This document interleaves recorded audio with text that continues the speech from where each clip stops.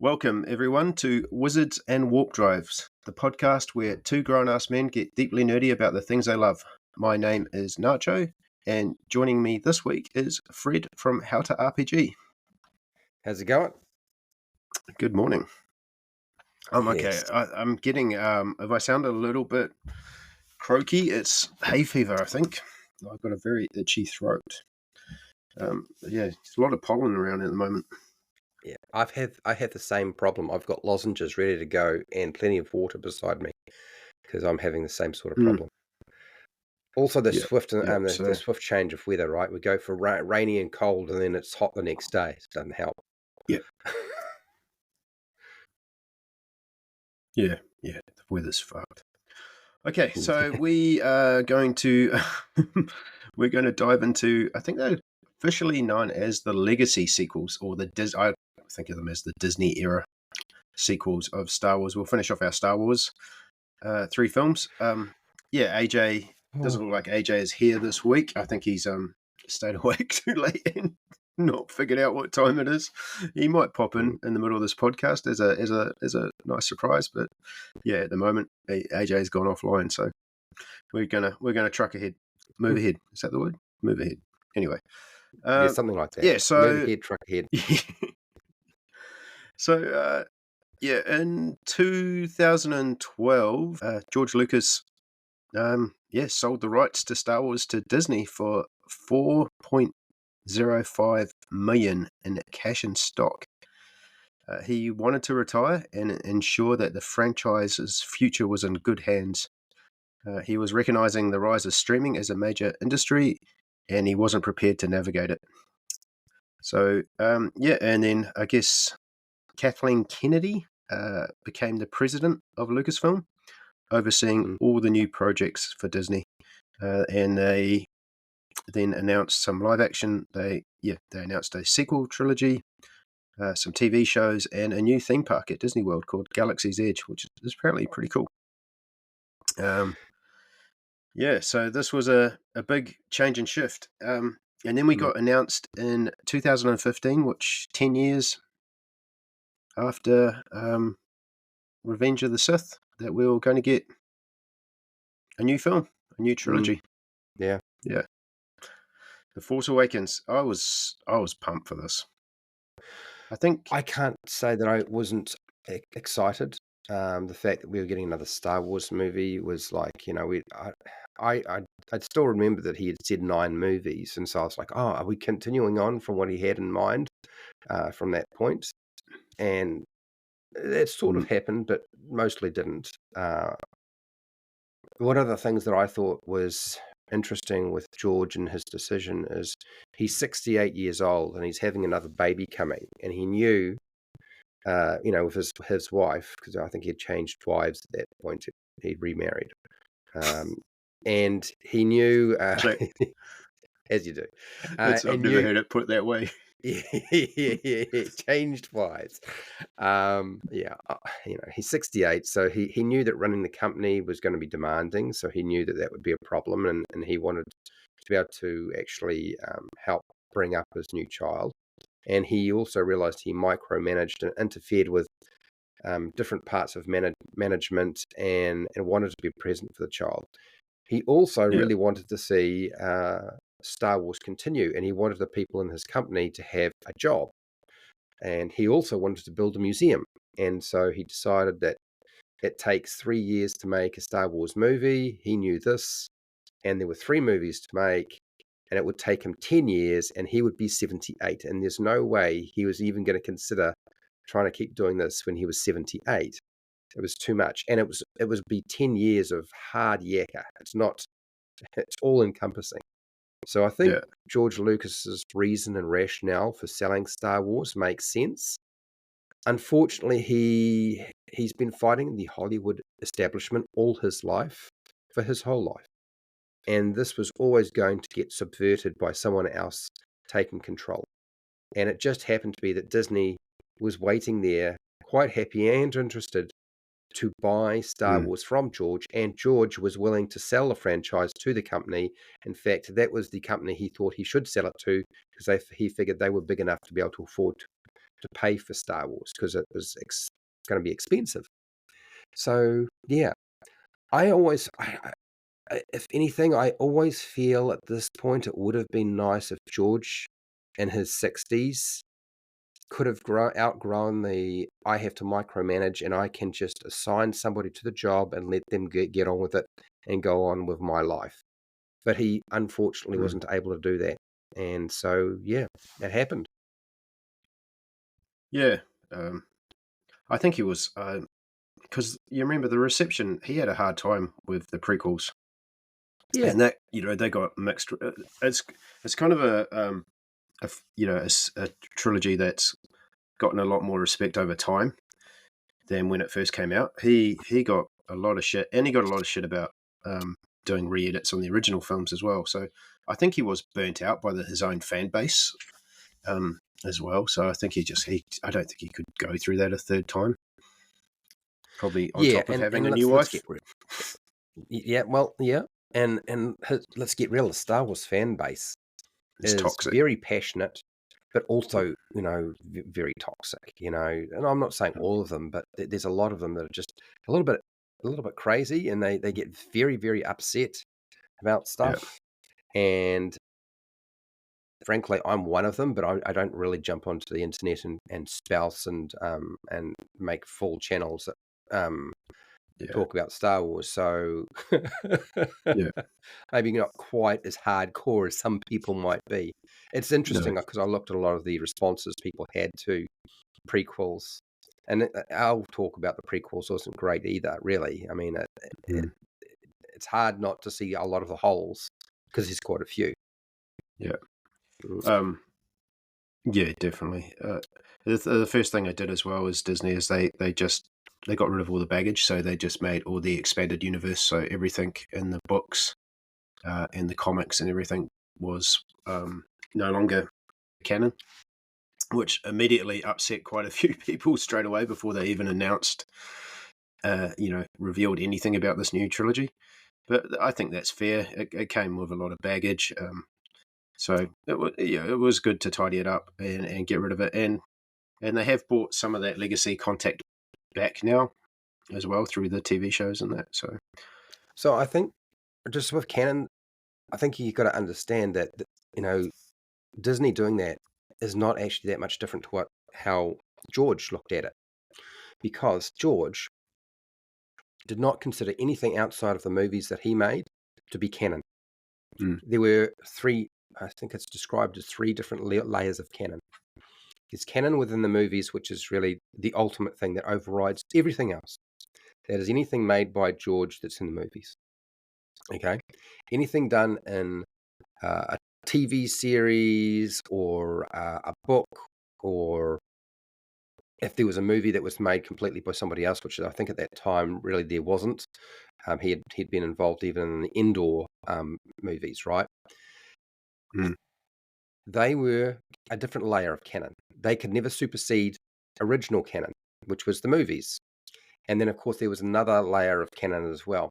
And I remember watching, as somebody said, was it Mara Jade, that you created George, and George just got furious with him and said, "Get out. We're not going to go through this. I'm not going to talk about Mara Jade because I did not create her. Somebody else did." And I'm not including this character made by somebody else into movies. So just go, get out. So yeah, he was very, very annoyed by the fact that people would cotton on to canon that was not actually created by him, but was licensed out to somebody else or created by somebody else. And he did not really consider it something to worry about. It was just part of the machine for making stuff for people. And I remember when he was doing the prequels and somebody had written a canon law book. It was massive. It was bigger than a phone book, an old phone book, right? And he said, well, somebody spent a lot of time and effort doing this. And then he threw it in the bin. He said, but we're not going to use it. So yeah, that was the end of that. So that's really canon. But I guess one of the problems too that Kathleen Kennedy, because Kathleen Kennedy was handpicked by George, is that she's always viewed that there's no body of work to look to for Star Wars, but there is. They just decided to ignore everything, and I think that was part of their problem is they could have looked at the things they'd done in the past that and adjusted them to fit, the prime directive canon, that they knew had a good track record. Not all of it does. Like a lot of the canon books and magazines and comics and so forth and stories that have been created by other people, some of them are really like kind of shit, but some of them are really good. Um, yeah, but they kind of just they decided to ignore all of it. And maybe they just use it. Yeah, so it was 10 years, so it had been a long time between drinks as well, and we weren't. It was exciting that we were going to get some new Star Wars. You could feel there was a sense of anticipation about it, and I thought that first trailer they released for the Force Awakens, which I think is only a minute long, and it opens with a cold open on a desert planet and shows you Finn and introduces a new character, and then kind of ends with that shot of the Millennium Falcon flying out past some TIE fighters and stuff. It just hit all the right. I watched it again last night just to sort of get some into. I actually watched all three films in the last 24 hours, but I just watched that trailer because I remember just pulling that trailer apart, even though it was like 1 minute and 20 seconds long. It just hit all the right. It's like, man, this after the prequels, this just feels like Star Wars again. It looked epic. It had the John Williams score. I was so excited. I went to all three of these films. I went to midnight screenings out of town as well at a massive cinema in Wellington with a mate. I made a big effort to go see these films at midnight because in New Zealand as well, because of the time zone, we're some of the first people in the world to get it as well. So I was super pumped for all three of these films. So should we get into the first one? Okay. So The Force Awakens, directed by J.J. Abrams, written by Lawrence Kasdan, J.J. Abrams, and Michael Arnett. Interesting, Lawrence Kasdan is the director of Empire Strikes Back as well. Starring Daisy Ridley as Rey, John Boyega as Finn, Adam Driver as Kylo Ren, Harrison Ford returns as Han Solo, Carrie Fisher, briefly in it, as Princess Leia, Oscar Isaac as Poe Dameron, Lupita Nyong'o as Maz Kanata, Andy Serkis as Supreme Leader Snoke, and Domhnall Gleeson as General Hux. And Chewbacca was played by two people. So Peter Mayhew did all the sitting down scenes, and a new guy did all the. His name was Jonas Sinapo. Sorry, I mispronounced that. Just due to health conditions. As a new threat to the galaxy rises, Rey, a desert scavenger, and Finn, an ex-stormtrooper, must join Han Solo and Chewbacca to search for the one hope to restoring peace. Yeah, JJ wasn't the first choice as a director. Brad Bird, David Fincher were also considered, but JJ was recommended by Steven Spielberg after his he did Super 8 and his reboot of Star Trek. Jakku was almost a volcanic ice planet with bubbling lava lakes and glaciers, but JJ wanted to have a desert setting to sort of mirror A New Hope. Luke's role was minimized. He was originally meant to appear earlier in the script, but was shifted to the ending so he didn't overshadow the new characters. JJ pivoted the story to resemble A New Hope, discarding more unique plots, like Rey exploring underwater wreckage of a Death Star. Han Solo broke his leg on a hydraulic door when it fell on him, halting production for 2 weeks. There was meant to be an extended Force flashback with Maz Kanata initially shown in greater detail, tracing the path from Cloud City to the scavengers across the galaxy. Captain Phasma was gender swapped. Originally a male character, Phasma became one of the first prominent female First Order officers, and it was a repurposed Kylo Ren concept armor. So it was originally her design was originally one of the first concepts for Kylo Ren. Kylo Ren was almost called Star Killer because of that was the original nod to the early Star Wars drafts.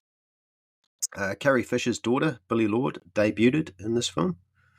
Oscar Isaac's character Poe was initially set to die, but Mm. Abrams reworked the script to keep him alive due to some plot, which left some plot holes.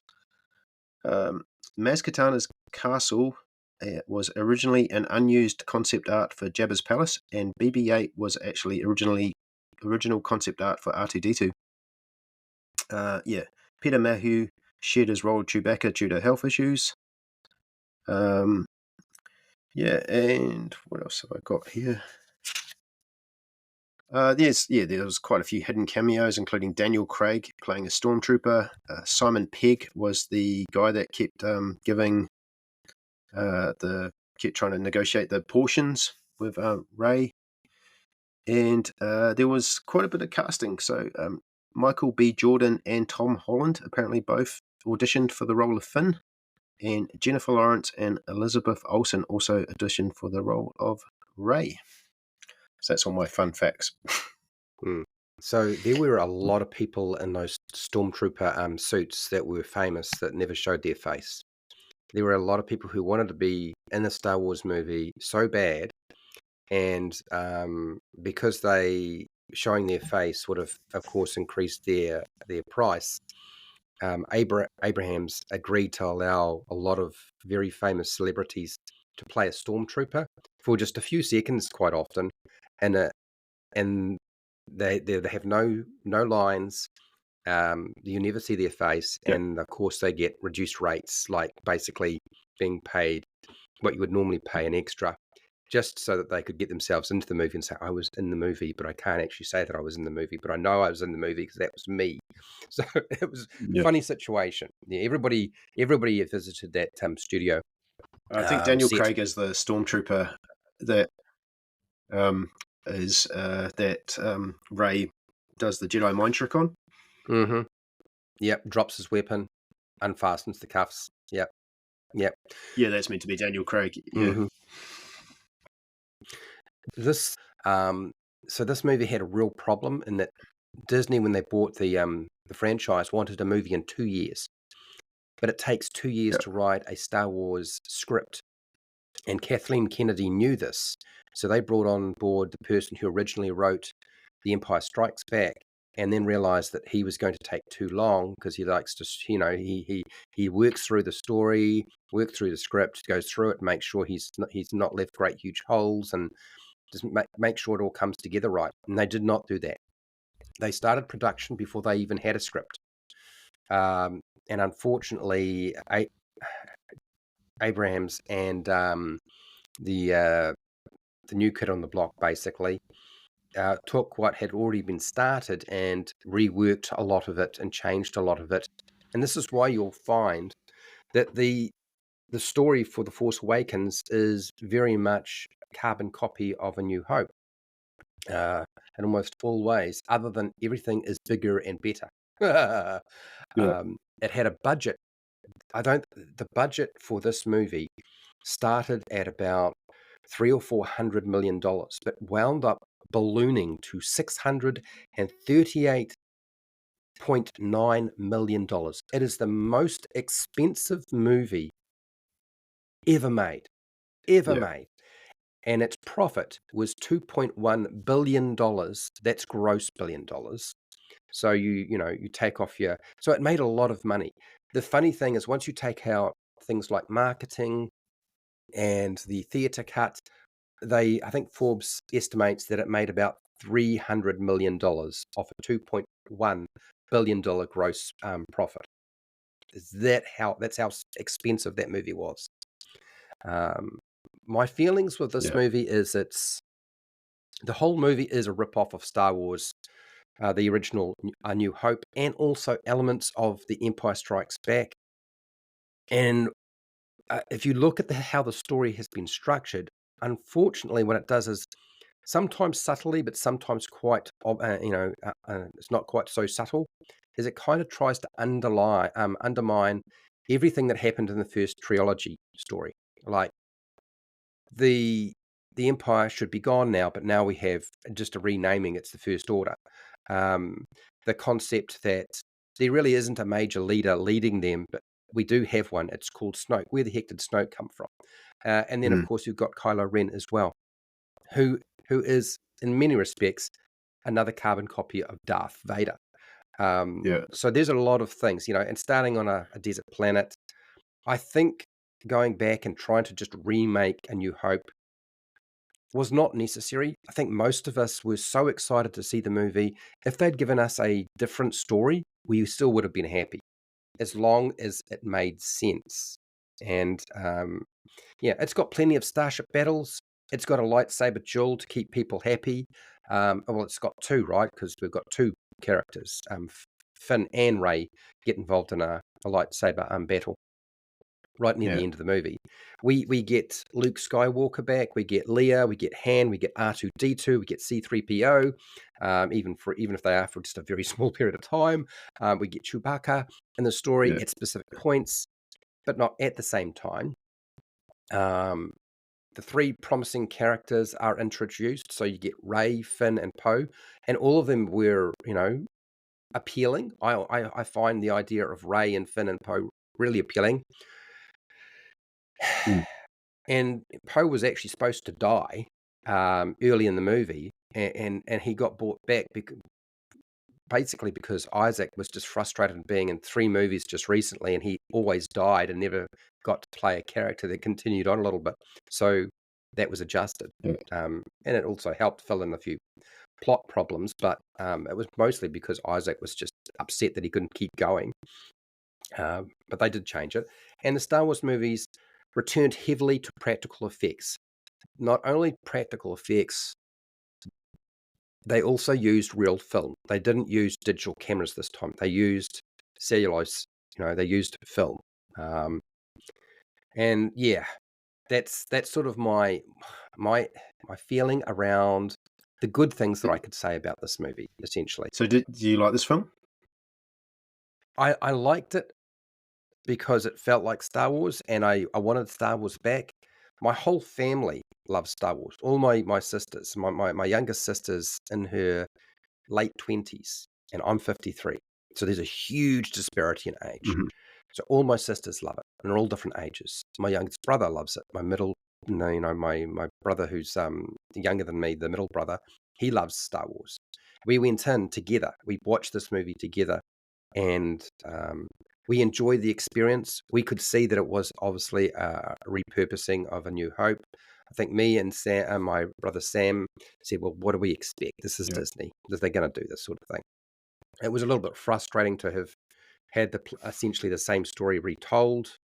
We didn't sort of move on. We were expecting, sort of a development from, since they were saying it was continuing on from Return of the Jedi. It didn't really do that. But I had a good time, it didn't have huge, horrible holes in it like the movies we're about to talk about. But there were some problems in it, things that really didn't make a lot of sense. But I wouldn't consider it a bad movie, just a lazy movie. And Yeah. considering they only gave themselves 2 years to get this thing out, that's probably why it's worked out that way. But it was highly successful, even though it only made about $300 million on a $2.1 billion profit, gross profit. Yeah.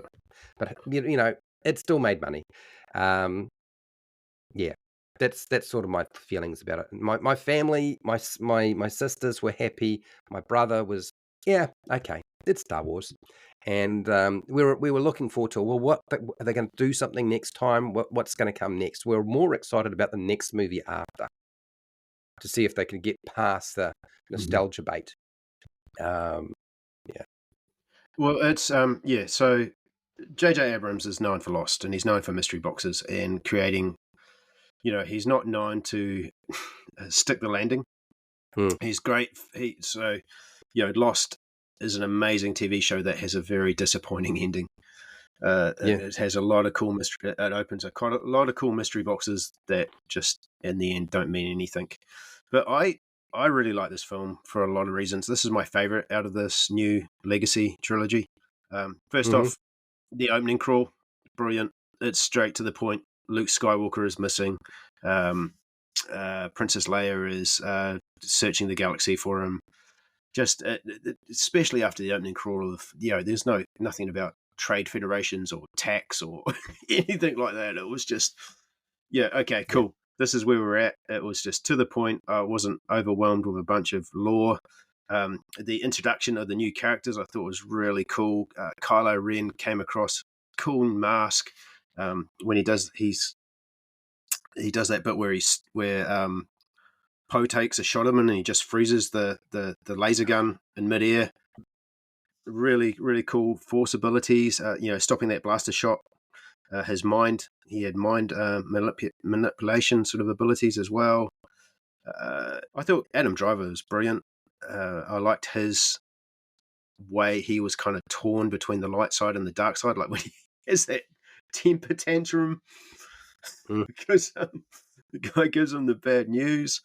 Whereas Vader would just choke someone out. This guy was like, no, no one's going to tell me anything if I choke them out. It was just a bit more nuanced. I thought General Hux, his little sort of like snidey, like he was a cool villain. You immediately disliked him. When you first saw Snoke as well, it was okay. Who's this guy? At first, I was like, "Is he going to be that big? is he massive? Is it going to be like King Kong at the end of this film?" Han Solo. Harrison Ford has for years really like shown no interest in Star Wars and like he has not been a fan of Han Solo or sort of he's not been great with dealing with Star Wars fans at all. And I was kind of thought he was going to die because he seemed unusually chipper about this project when he was promoting it on the press tour and stuff. And I'm like, yeah, that's because he's only agreed to come back if they kill him off, so he doesn't have to do this shit anymore. And as soon as I saw him on that gantry-way with no rails, I'm like, yeah, you're fucked, man. And I thought that was just the way they handled his death was pretty cool. The only thing I didn't like about that is, after he died, Chewbacca just walks past Leia and she doesn't even give him a hug or anything. Like, come on. I thought that was a little bit shit. But it does echo. Obviously, it does echo A New Hope, even down to we've got a new Death Star. What do they call it? Star Killer Base. Is that what it's? Yeah, What it's Star called? Killer Base. Yeah. I thought Rey's Force abilities seemed to just come out of nowhere. I honestly, that part where she reaches for the lightsaber and it comes flying towards her. When I first saw that, I thought that's when Luke was going to reveal himself. Mm-hmm. I thought that's who the lightsaber was going to head towards, and I thought we're going to get Luke appear. But I thought the ending was brilliant. The way they just kind of they left you hanging. They didn't, because there was so much expression in Mark Hamill's performance, even though he didn't say anything. I thought it ended on such a climax that you were like, okay, Star Wars is back. Okay, I'll forgive all this like obvious nostalgia bait, because you're doing this to reintroduce a new audience. It had everything that I wanted in a Star Wars film. I'm on board for this new trilogy. Yeah, okay, let's see where this goes. This is off to a positive start. Get all the nostalgia out of the way in the first film. And then I thought, the second film we're going to get into the meat of it a lot compared to the Phantom Menace. This was a much better first film of a trilogy. Yeah, and I like the new character. Yeah, all the new characters were really cool, really compelling. They had enough mystery. Like I like they didn't bury the lead with Kylo Ren being connected to Han Solo. They didn't drag that out. That was just addressed straight away. But then they kept the mystery about who is Rey, and we've got to remember there was a lot of speculation amongst us, like who is Snoke? Is Snoke Plagueis? Is Rey Kenobi's daughter, or could it, maybe Han and Leia Han had another child, maybe the brother and sister. I don't know. There was just so much, and I just liked having all those conversations with people for that next couple of years. I was definitely on board with this, and I thought it was a good, strong start to to a new trilogy. So yeah, I'm a fan of Force Awakens, and I watched it last night and with my kid, and she loved it. She loved BB-8. Mm. She thought he did the job. It Mm. didn't make no sense to me why R2 was didn't talk to anyone. He was like Miss Luke so much that he just had a mental breakdown or something. I don't know. Yeah. Yeah, yeah. You got any more thoughts on it? What's your Yeah, I do have a few. So I watched all these movies twice, except for The Last Jedi, which I only watched once because I couldn't bring my body and my mind to contend with The Last Jedi twice. The Rise of Skywalker going through the second time was hard. And I was looking at this last night when I was watching it, and I was like, I'm liking some parts of this, but they're just things that they went too far. So this movie is less political, and I think this is one of the things that really helped this movie is it's less political. There's still probably too much plot in The Force They got Awakens. rid of the politics, I reckon, because the one planet they blew up, they don't say it's Coruscant, but I'm pretty sure it's like the one planet they used to blow up in Star Killer Base was the one with all the politics, and I thought that was pretty like that's China JJ going, yeah, there's going to be no politics in the film. It's just us. This is how we're going to deal with that. Boom. Yeah, well, they blew up a lot of planets, didn't they? Yeah, I only think it would have made that like more brilliant as if Jar Jar Binks was the one that went, oh no. Just no, before he that does. planet Yeah, blew up. Sorry. yeah, he was never going to bring JJ was never going to bring Jar Jar back in any form whatsoever. So the things that I found about this movie that were really weird is and really sort of made it difficult to sell the idea of the movie to me are things like Ray playing Daisy Ridley playing Ray. I feel like she did a really good job of portraying the character. She just wasn't given enough to actually make Ray her own character. She felt like she was too much of a retread of Luke Skywalker. Partly that's because you stuck her on a desert planet, but she always looks angry in all three movies, particularly when fighting. So how the heck she doesn't fall to the dark side, I have no idea because she always looks furious. But at least we don't get the Ewan McGregor expression. So when he's fighting, he always looks completely calm because that's the problem with Jedi. Like they always look completely calm when they're fighting, Yeah. but it's not that exciting to see. She did. She does have some Uh, comedy moments. Like I do like that bit every time um, Finn keeps trying to hold her hand when they're running yeah, away, and she's like, yeah, yeah, stop yeah, holding my hand." yeah.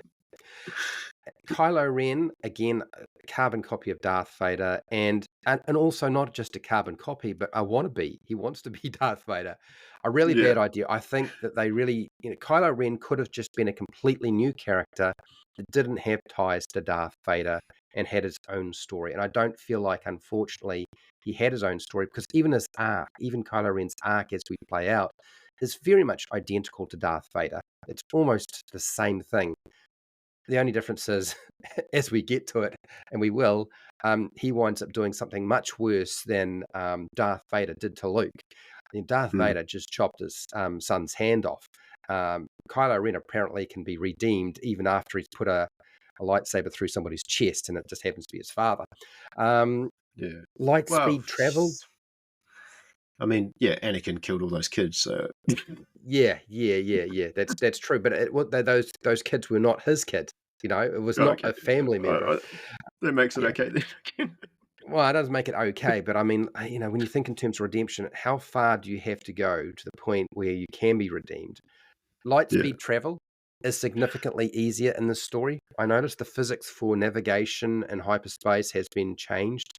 Suddenly, it Mm. can be done very quickly and very easily, and there are no. It's a Yeah. bit odd, they sort of fall Yeah, out it of that. negates yeah, like if because they can penetrate the force field by going through light speed, which would negate that whole Ewok mission in Return of the Jedi. But maybe the technology wasn't there, or they learnt that since. I'm willing to forgive that inconsistency.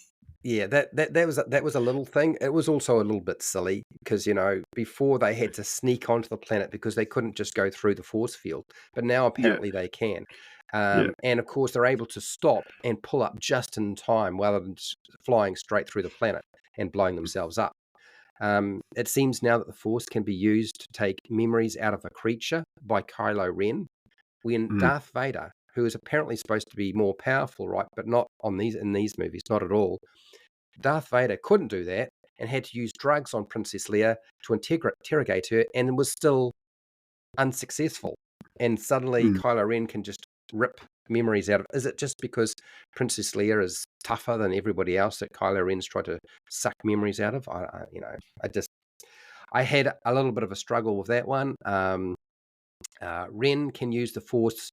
Oh, sorry, not Ren. Rey can use the Force with no training or explanation. And there's a lot of this, but I found out what's going on here. Originally, if JJ had made the second movie, or his treatment had been used, what it was going on apparently is that Rey is not trained in the Force, and then there's no explanation given. She is Force sensitive but doesn't know how to use it. What apparently was supposed to happen is that Luke is actually connected to the Force. He hasn't cut himself off. Forget about all the stuff that happens later on. And he's remote controlling, using her and affecting individuals within the galaxy to try to stop and influence the First Order. That was sort of that was the explanation that JJ had come up with. That's why Rey is supposed to be able to control somebody's mind. It's because it's Luke that is using her kind of like a puppet and trying to get her to come to him. And he's doing this with a lot of different individuals, including Princess Leia. He's actually in communication with her. But this doesn't get explained because we never get that story. So for those of you who are wondering what the heck JJ was doing, that was what was going on. We were dealing with remote control Force use by Luke Skywalker with Rey.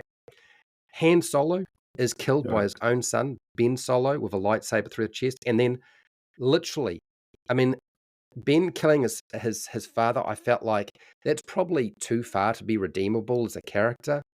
But not only do they do that, they have Han Solo fall to his death like a villain down a shaft with his body being unrecoverable and basically blowing up like the Emperor Palpatine in Return of the Jedi.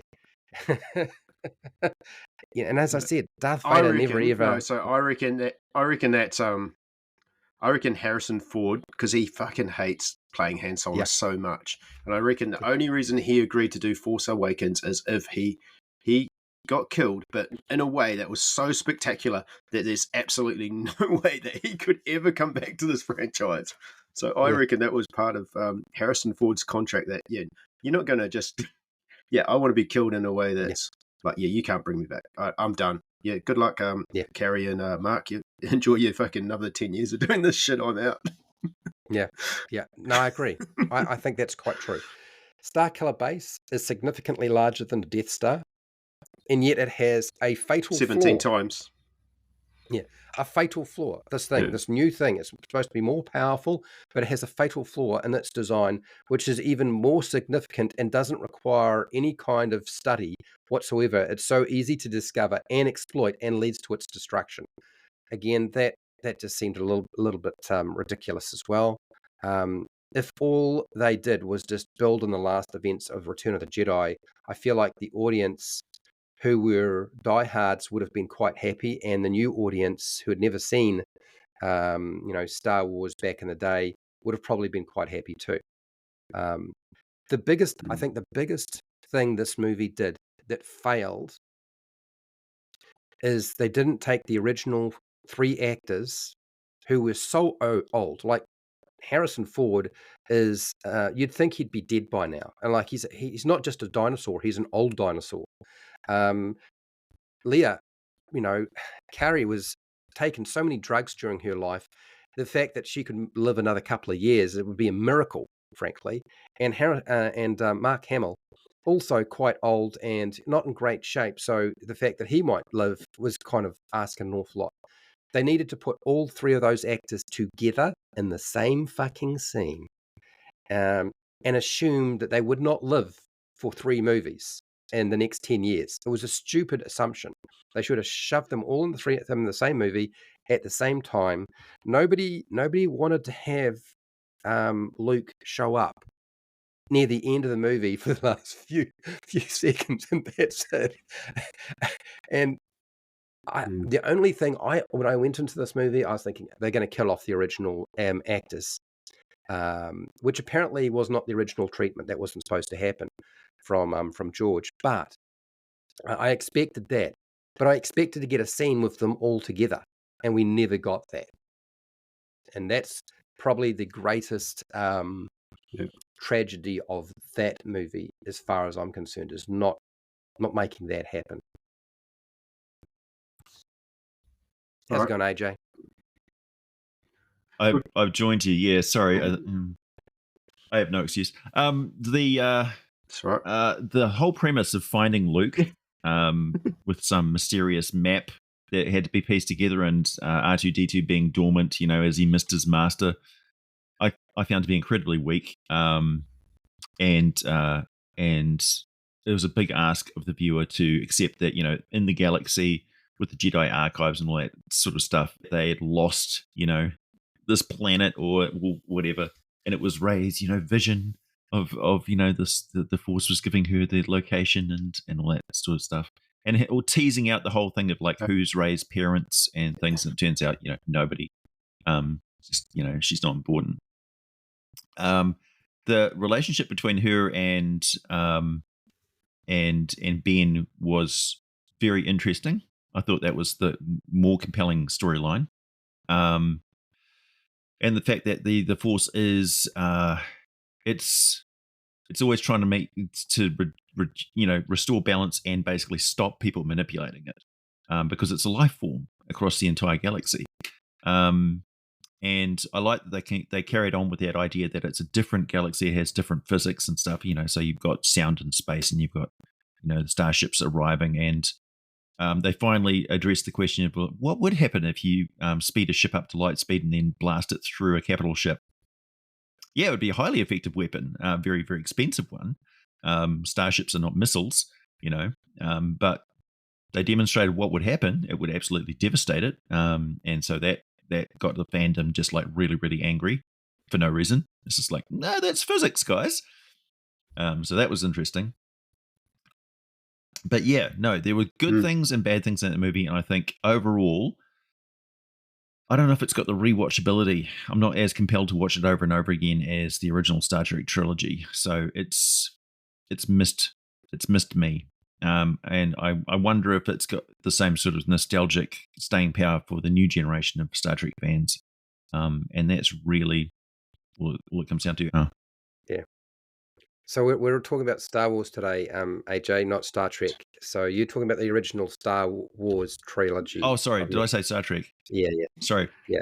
No, yeah, I don't think it's got the same staying power as Star the Trek original. Is better than Star Wars, right? And that's what AJ's saying. I'm only kidding, you guys. I'm only kidding. No. I think they're equal and different. No, yeah. So the last little bit where the kid's going out and he's got the broomstick that rises to his hand because he's a Force user, and it's carrying on that legacy of like, well, yeah, there'll never be balance of the Force, and there'll always be this conflict. We haven't got to that film yet. We weren't just doing the Force Awakens. Yeah, okay. Well, I wasn't aware, so I'm just throwing in my general overview of the series. So I don't think it's got the same staying power, and I don't think that trilogy did itself any favors. I did like elements of it though, like all of the Star Destroyers, just waiting in that planet, and like the true power of the Empire and blah blah blah. That's all cool. But yeah, we'll get to that. Yeah. So in the first movie, I really liked the treatment of Tatooine. We finally get to see like a cybernetic Jawa, and I don't think it was overdone. I think it was just enough. There was enough alienness, and there was enough. It's not Tatooine. It's Jakku. Oh, Jakku. Sorry. Star Trek Jakku. Oh my god. Don't correct AJ on this. He's quite right. He's exactly right. It's just Tatooine. They should have just stuck with Tatooine. It's Tatooine, man. They might have called it a different name, but it's just basically Tatooine. I was like, is AJ trying to troll me here? Maybe I am. Maybe I'm not. Okay, so Jakku was another Tatooine, clearly. All it's even got a Jawa. It just needed a few sand people. I did like Simon Pegg's character. I think they should have had more of the sort of ecology of that place, and like a little bit of it, a bit more. Like, I really love the fact that she had a ration. You got to see her making her rations and eating them. It's like, what do humans eat in Star Wars?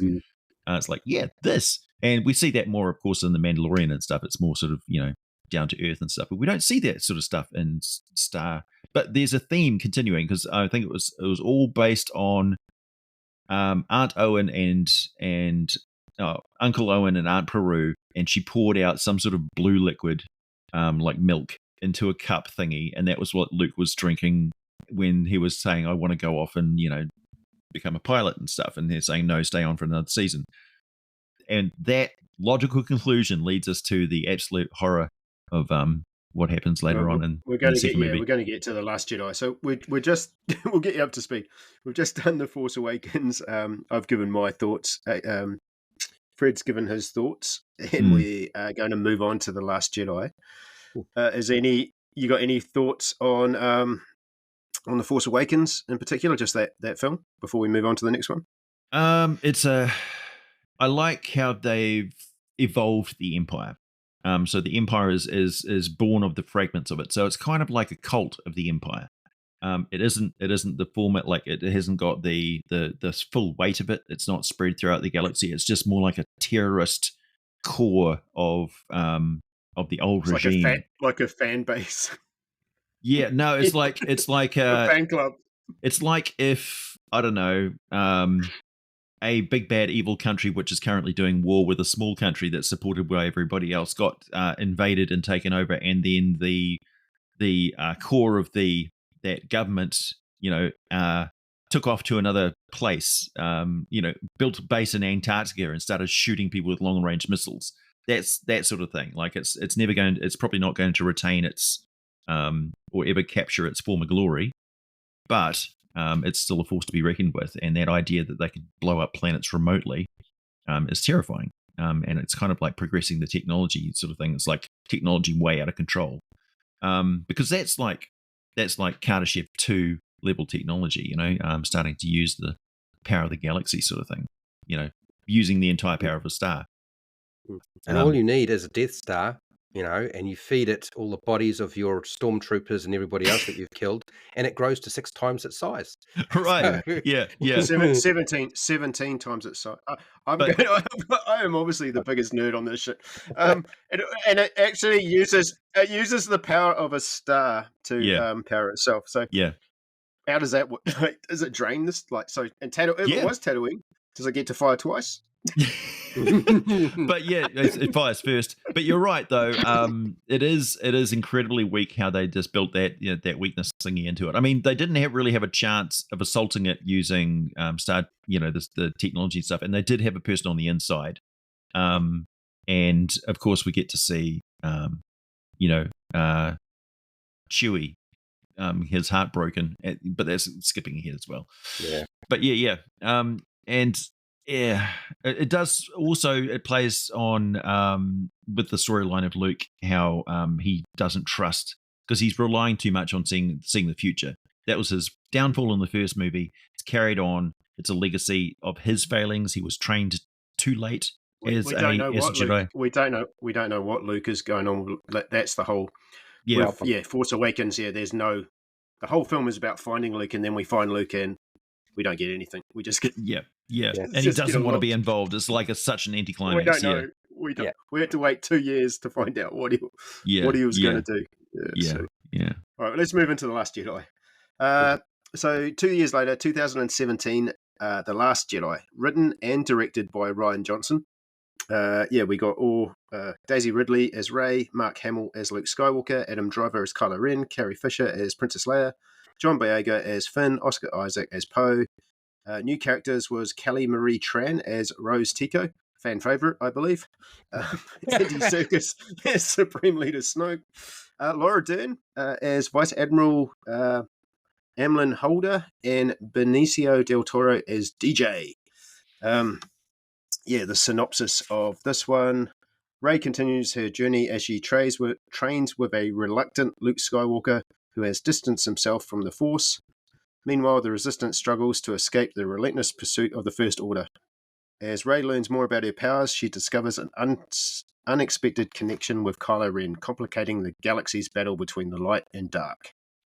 So there is here are some facts. So Rian Johnson actually began writing The Last Jedi before J.J. Abrams had even finished The Force Awakens, leading to notable inconsistencies between the two films. Rian Johnson drew inspiration from 12 O'Clock High, Three Outlaw Samurai, and To Catch a Thief. There is major character and continuity issues.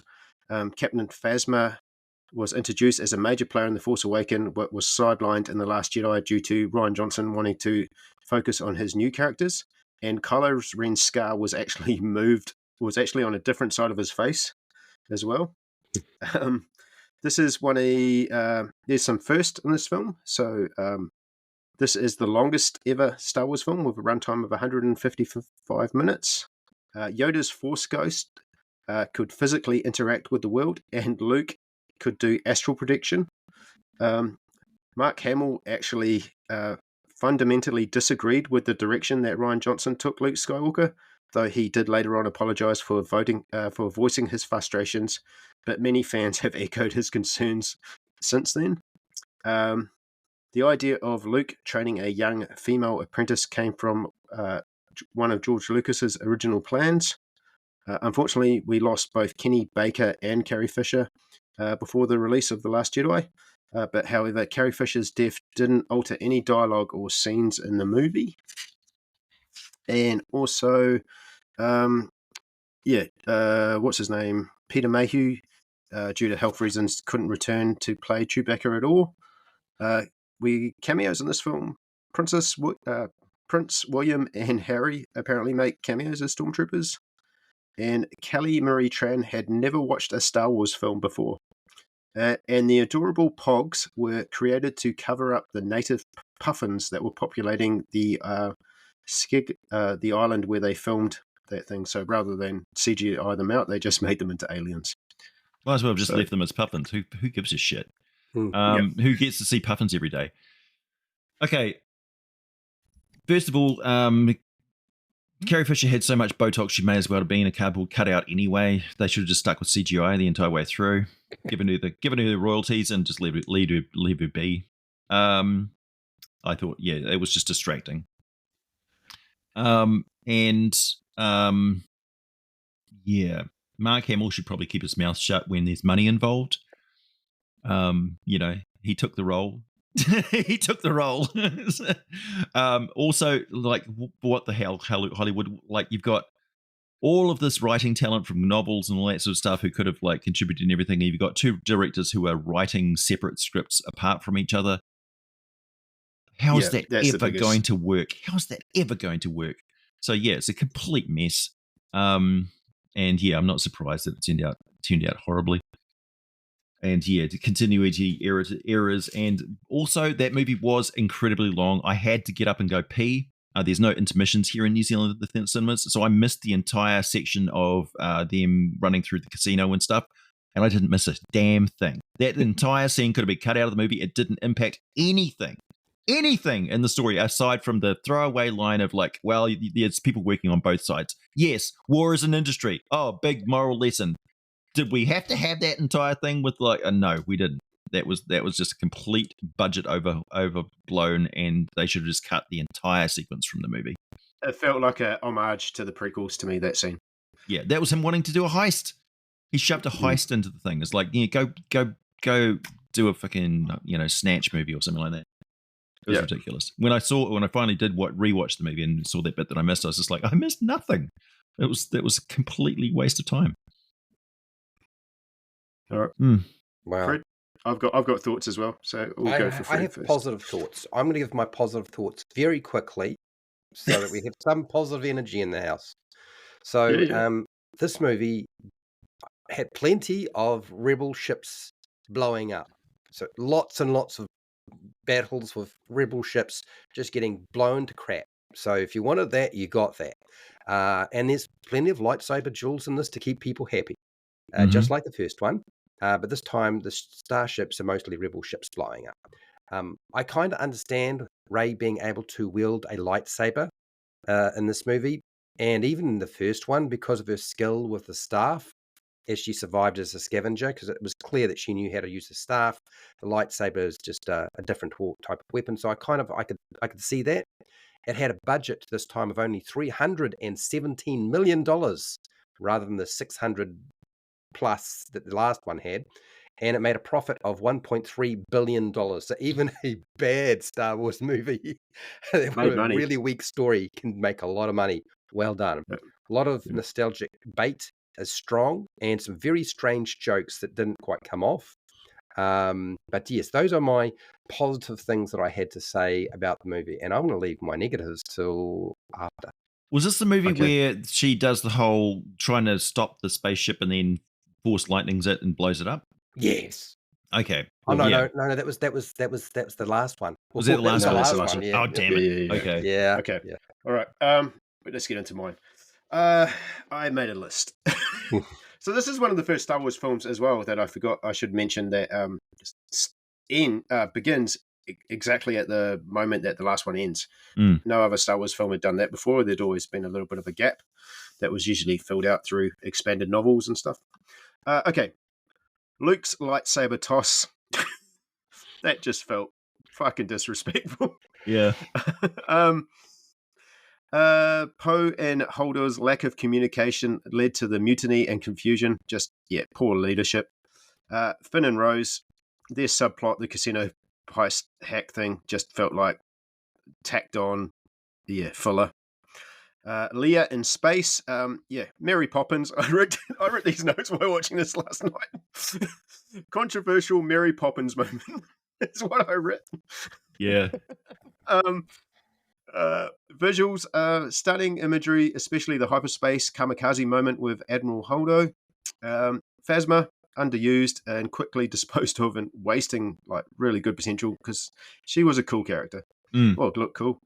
Snoke's death just felt like it was a missed opportunity for deeper character exploration. Rey's parentage just began to feel like a bit of a bait and switch. I was finding it a little bit frustrating. Luke's disillusionment and almost killing Ben Solo seemed kind of really inconsistent with his original trilogy persona. Kylo Ren's Rey is a murder hobo character. Yeah. I'll finish these, hang on. Kylo Ren's motivations were complex, but Rey's dark side to struggle lacked depth. Yoda's advice to end the Jedi Order contradicted his past teachings. Luke's ambiguous death and astral prediction sort of raises questions about Force power. Rey's empathy for Kylo just felt inconsistent with her past actions, and their romance just didn't feel right. And just all these new Force abilities like astral projection. This is the one where she could heal as well. Yeah, so that sorry if they didn't make sense. These are just the ramblings of someone watching The Last Jedi at 1 a.m. with a notepad. Yeah. Yeah, okay. That's my thoughts on that film. Yeah. Fred. Well, so for me, there were a lot of things that really I struggled with this. One of the things that usually stands out with the Star Wars movies, or at least the original ones, is they are very simple stories. They don't get complicated. They don't have a really convoluted plot to them. If there is a twist, there's usually only one twist, not multiple twists. This one has been twisted so many times that it should have split in half, right? So there's way too much CGI in this. Like they used practical effects, but you could tell there was a lot of CGI. And as soon as and the pogs, those silly birds certainly didn't help. But did anybody notice this is the story of Battlestar Galactica? It's a terrible story.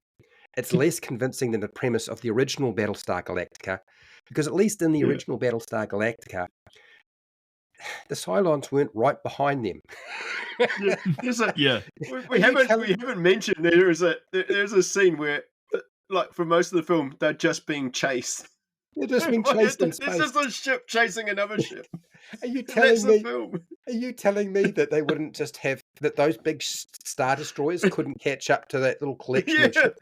What? Because they're smaller and lighter, they go faster?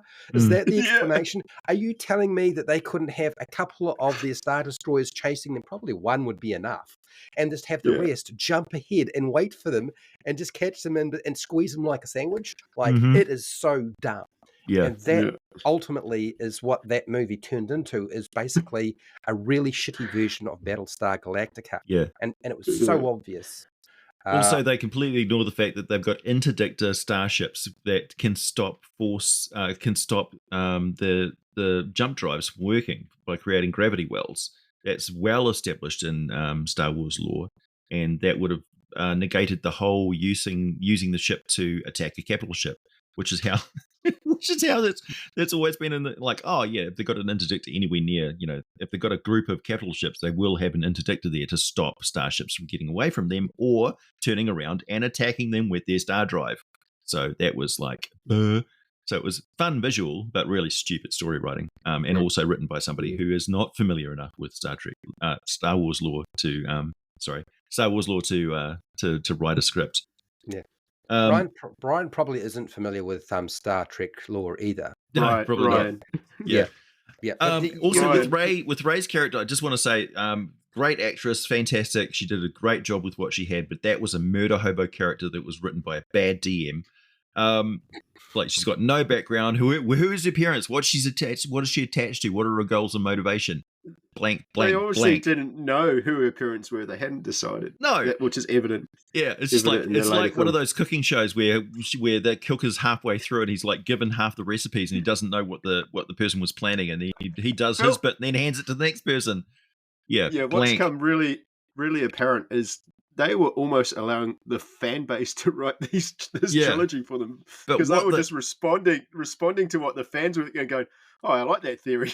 Yeah, And but they the would most just change it. egregious thing is that all of the other movies, like even Anakin Skywalker, right, the nexus of the Force, a virgin birth, a miraculous child born of the Force, and this lady on whatever planet she was from, and Tatooine. That's Tatooine, Tatooine. yeah, I know, I'm just messing with it.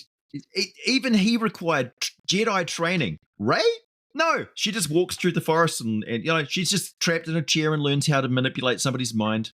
Just hands it to, oh yeah, that's easy. I can feel you interrogating my mind. I can reach into your mind and control you now. Trained Jedi Master. Yeah, no, like, what the fuck? She's got incredible Force powers. She's basically being directed by the Force like a puppet the entire way through. No wonder she's confused. The Force is using her to like an instrument. She was Same with Awakens, Jar Jar. remember? That was what AJ had set up. He had set up that Luke had been manipulating multiple individuals from his little hideaway, this Jedi recluse place, holiday home island, and he was controlling Rey to do all this stuff because he knew she was Force sensitive and he was communicating with Princess Leia. But we never really got that because a different person made the next movie. And at the end of The Force Awakens, Luke was supposed to be floating near the cliff face with rocks floating around him. And Ryan said, no, I don't want that. I want him to be cut off from the Force. I don't want to have any Force going on here. I'm like, oh, come on. So I think... And what's with the magical lightsabers all of a sudden? Yeah. Like, the lightsaber is speaking to us. Like, dude, it's just a crystal in a plasma torch. It's not a magic sword, okay? Like, it's R2-D2 could have given her the same vibes, Yeah. So can we talk about Snoke's death? Can we dive into that? Oh, sure. I want to talk about Mark Hamill, because we talked a little bit about Mark Hamill and Luke in this, and I just want to say really quickly, Rian Johnson made the fatal mistake in not accepting Mark Hamill, who knew the Luke Skywalker character better than anybody. He should have listened to him. that he had fundamentally undermined the character. And here's the problem. Luke Skywalker was never shown in a satisfactory manner, even with those little flashbacks, to indicate his fall from being the most optimistic person in the galaxy to the grumpiest hermit and probably the worst Jedi teacher that anybody's ever come across. Luke no longer represents or even is likable in the story. He's one of my least favorite characters in here, and I should love Luke Skywalker, right? But no, we don't have that at all. It's gone. And I think that was a mistake. And even Mark Hamill, during the filming of the original Star Wars with George Lucas, said, George, this line needs to change. This doesn't work. Do you know what I mean? At least George, to some degree, during those movies, was open enough. He wasn't as famous then, right? So you could actually talk to him and say, look, people don't talk like this. You need to change the line. This doesn't make sense. And he did that, and even Harrison Ford did that with Han Solo. There were lines that just were ridiculous, and Princess Leia, played by Carrie, she did the same thing. So the problem is that Ryan did not accept any feedback. Yeah. And he's not the right person to make something that on a pre-existing franchise. He needs something that he can do everything he wants the way he wants. The funny thing is, in the non-dystopian multiverse where we're not in, but where everything went right, Kurt Russell, who originally auditioned for the role of Han Solo, instead got the role of Luke Skywalker, and he's actually been Luke Skywalker this entire time. So picture that. Snake Pilsen. Yeah. All right. He would have made a great Han Solo, by the way. There were two things that Force Awakens left me on, like three. I'm going to say there's three mysteries that the Force Awakens left, and this film like answered two of them in a really unsatisfying way. And one was, what's Luke going to say at the end of that film? And who the fuck is Snoke? Is it Plagueis? And also Rey's parentage. And it just kind of fucked all three of those questions for me, and just was like, oh wow. Big setup, no delivery. Yeah. I mean, I don't mind that it tried. I think it was a knee-jerk reaction to everyone going, the Force Awakens was too much nostalgia. It's too much The New Hope again. So, it really was. Oh, okay. You guys don't want the familiar. Okay, we're going to do something wildly different, and you're never going to see this coming. But it was just like too much of a right turn. I don't mind. What did you think of the astral projection thing? I didn't mind it. I thought that scene was actually probably one of my that and the Snoke fight are probably the two best scenes in the film for me. Yeah, the least believable part of that is that Ben couldn't detect that it was a Force ghost. That's exactly it. Yeah, but I think with Rey and her parentage, I would have had it just that she was the result of two clone troopers who had babies. Because we had in the clone the series, there was a female clone that was produced, so that would have been interesting if she was actually a product of clones. Yeah. That would have been enough of a delivery for me. I had no problems with the astral projection. I just don't feel like it was ever going to result in anybody being satisfied because it achieves nothing.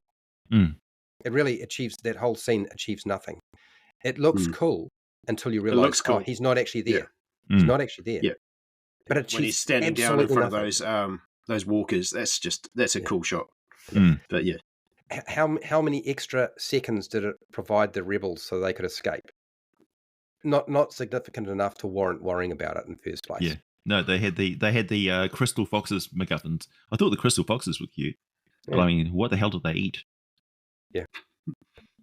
Snoke. That lightsaber fight with Snoke and stuff isn't as good as I remembered as well when I rewatched it. I thought it was at the cinema. I thought, because I guess we didn't see it coming, and it was like, holy fuck. Okay, I guess he's not in the film anymore.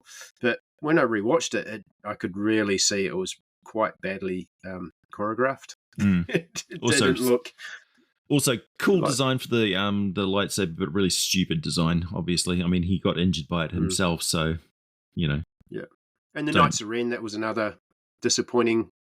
Yeah, thing. JJ, who are these Knights of Ren? Yeah, just they should be as Yeah, it was- cool as the Mandalorian. They should have a whole spin-off series.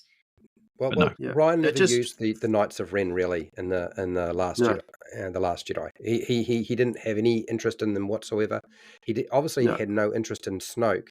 And it's funny because I was watching that movie the first time, and then I watched the second time, the third time. I'm like, it is so obvious. It's like I have total control of I know everything he knows. I know I control him. There's nothing I don't know about. And then I'm like, he's gonna fucking kill you.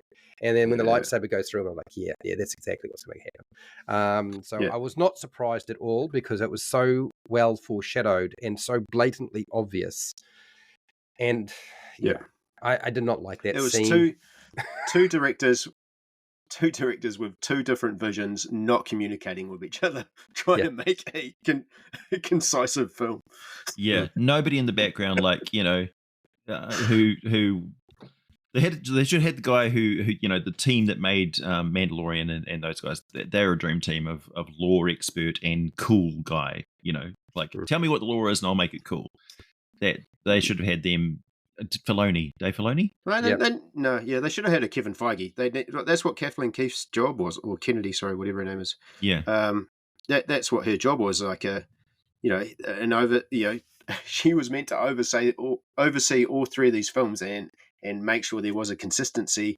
And she was the one that should say, no, Ryan, this contradicts what JJ has set up, so you need to redo this. And she just did a fucking piss poor job. Yeah, where was the overview? Trilogy. There was just no overview. Yeah. So it's just like, if you got a budget... I mean, that's what Kevin Feige does with the Marvel films. Right. Yeah.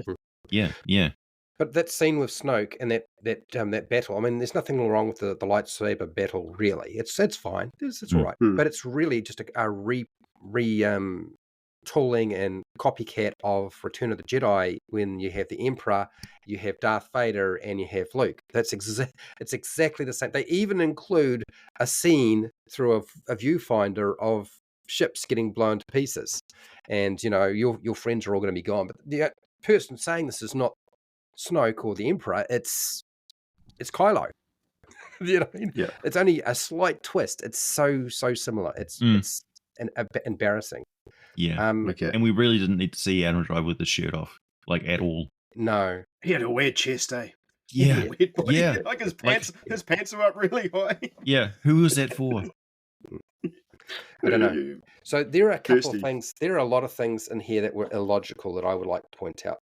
I thought the story was weak, but when I pulled it apart, I was like, "Oh my god!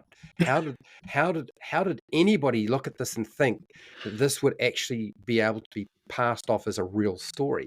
And we've got a single fighter at the very beginning facing off the First Order's fleet, plays the stupid game of on hold. I can't hear you. Da da da da da. And apparently, the First Order officers will fall for this shit. It was ridiculous. Yeah. And then Poe is clearly insane and seems to be the only leader in a ship that the other bombers and the other fighter squadrons will listen to rather than the main leader. No, we're going to attack the fleet. We've done what we needed to do. I've bought you some time, even though it's stupid. Let's bugger off. No, they're all going to listen to Poe and get themselves wiped out. Great pilot, stupid as, doesn't make sense. There's no way you would have fighter squadrons that would listen to this individual over the overall general or admiral of your fleet. Yeah. Stupid as shit. Yeah, it is. It is stupid. They never let Luke grieve for Han Solo, and he just asked, where is he? They cut out the scene where he's supposed to have grieving, and it wasn't even that much. And even for Chewbacca, he got a little bit. We get tiny scenes where it happens with Leia and Chewbacca. I think Chewbacca's response to Han dying is better than Luke's or Princess Leia's. Yeah. And that I guess is testament to them just not giving a shit about the nostalgia service. Like, they're only interested in the new audience or new fandom or whatever and fitting in their quota. of woke characters and stuff. The Rose character. Can we talk about the Rose character? Yes, we definitely can. Yeah, But let's talk about those pogs. Chewbacca, that goofy scene with the pogs, and he's about to eat them. He's after he's barbecued them and then sees them. No, he did. He stopped. He's clearly a piece of styrofoam that he's playing around with. Like, they didn't even make it wobble. You know. But I mean, essentially, I just thought that was, and then suddenly these damn birds are in the Millennium Falcon with him, making quack, quack, and all sorts of that was their Ewok attempt at an Ewok character, I think. Oh, it was so bad. It was badly done. What is even more frustrating is Rey spends the majority of the movie on that island with Luke, learns nothing significant about the Force that she didn't already know, apparently. Other than Jedi's. Cool location, though. That was a cool location. It was a cool location, but they didn't use it. It didn't do anything with the story. It didn't really do anything. The character development was shite. You know, it was so wasted. The Republic has to be destroyed by the rebels. Like, I don't understand why you would have any desire and worrying about these rebels, wiping out and erasing them from, you know, wiping them out and so forth, whether it's the Republic, the rebels, the Jedi. They've got so much power behind them. They're all fucking idiots in this trilogy. They all come off as being morons on both sides, which is I would have taken this entire middle movie, thrown it away, and just shoved Rogue One with modifications right in the middle there. That would have been perfect. Yeah, you could probably have done that. Actually, you probably could have done a movie where you just don't worry about blowing up shit and just have them on the island and actually just have Rey, forget about Finn and the other characters, Rey and Luke, and doing her Jedi training and actually learning something. Maybe that would have been more appealing.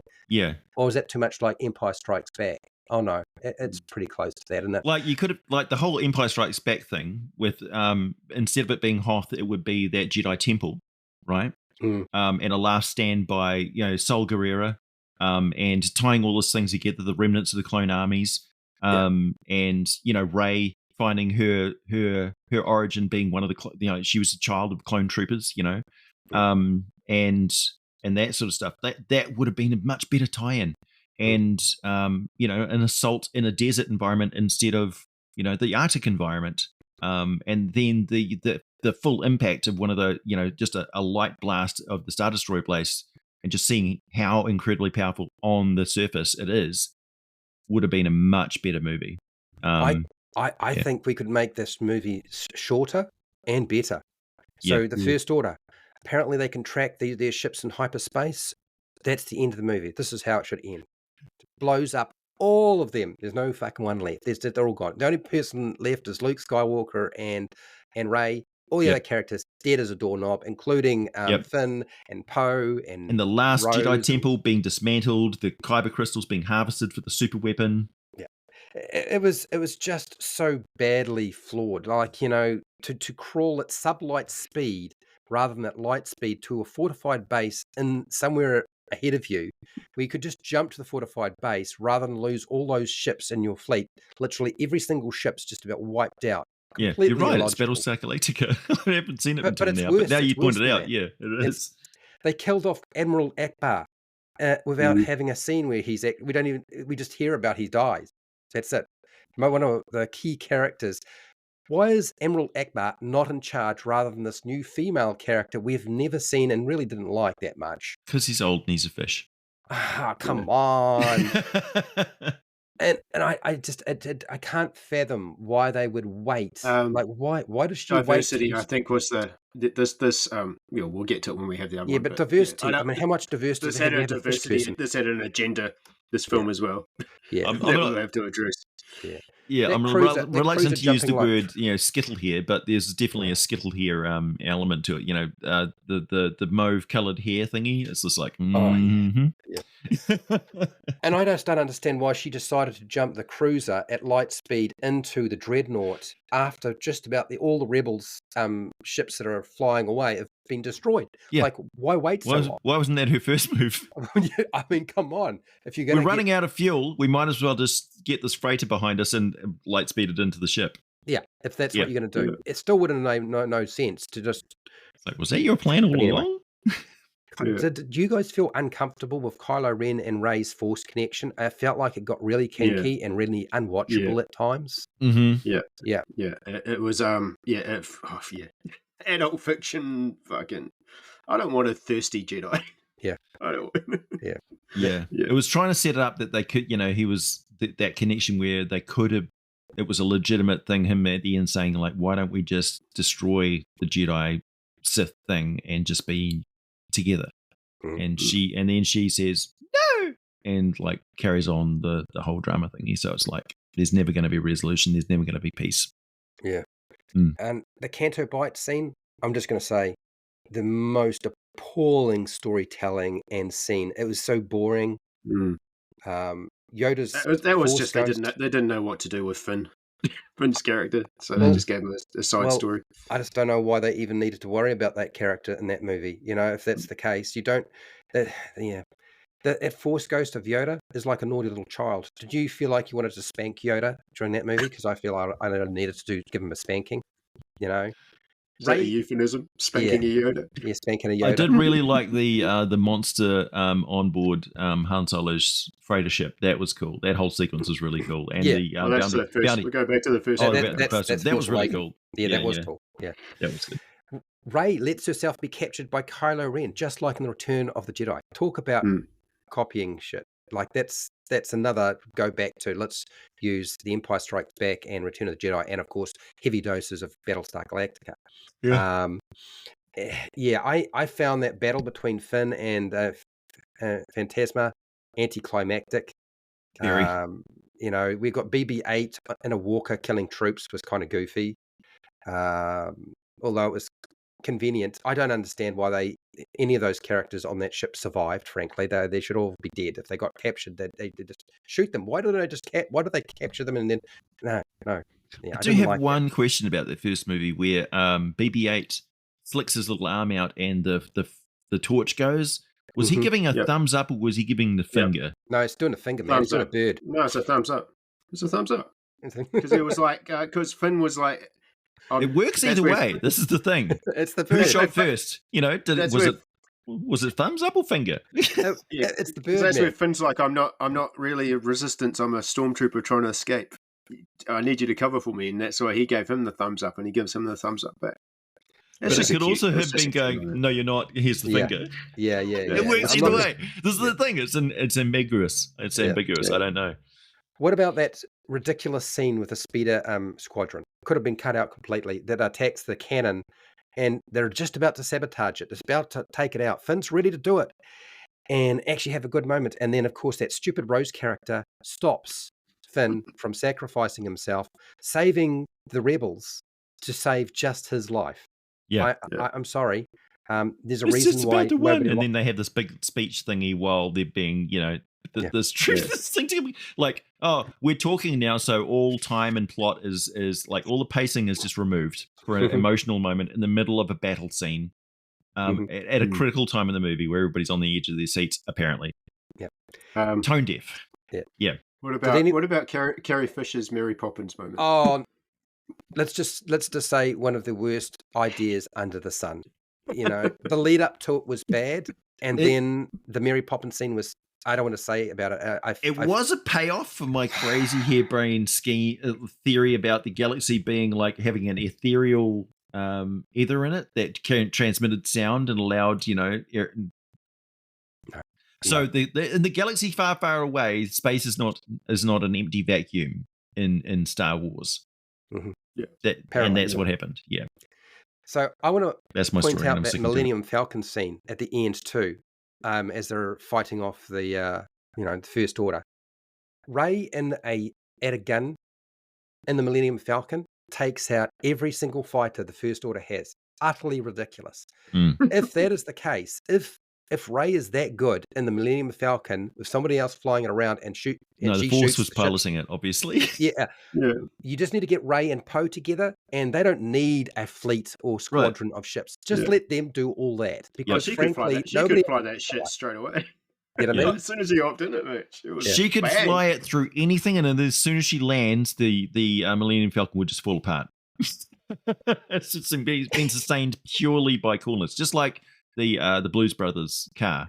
You know, as soon as they arrive at the destination, it just dies. I mean, they got magical lightsabers. Why not a magical spaceship?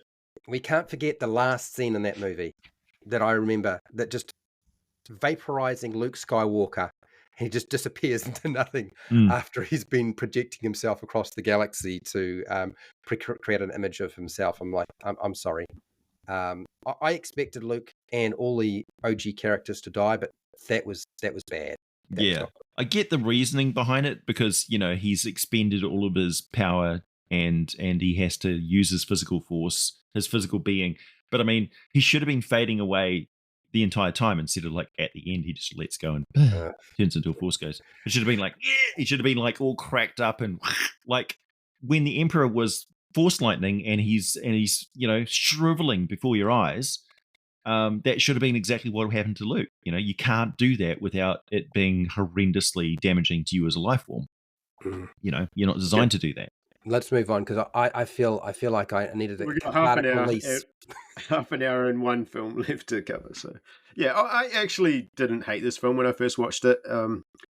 But now talking to you guys, you've highlighted a few things that I just forgave. I appreciated that it tried to do something different, but I fucking despise the next one. Absolutely despise this one. So, Rise of Skywalker, 2019. J.J. Abrams, last minute, came back. This has got the most screenwriters out of all the films. So, J.J. Abrams, Chris Terrio, Derek Connolly, Colin Trevorrow, who was the original director. He had done Jurassic Park, whatever the new reboot of Jurassic Park was. Jurassic World, was it? Lost World, yeah.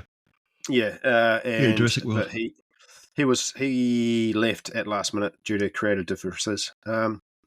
Surviving Resistance faces the First Order in a final battle for the galaxy as Rey grapples with her identity and destiny, and the return of Emperor Palpatine threatens to destroy everything.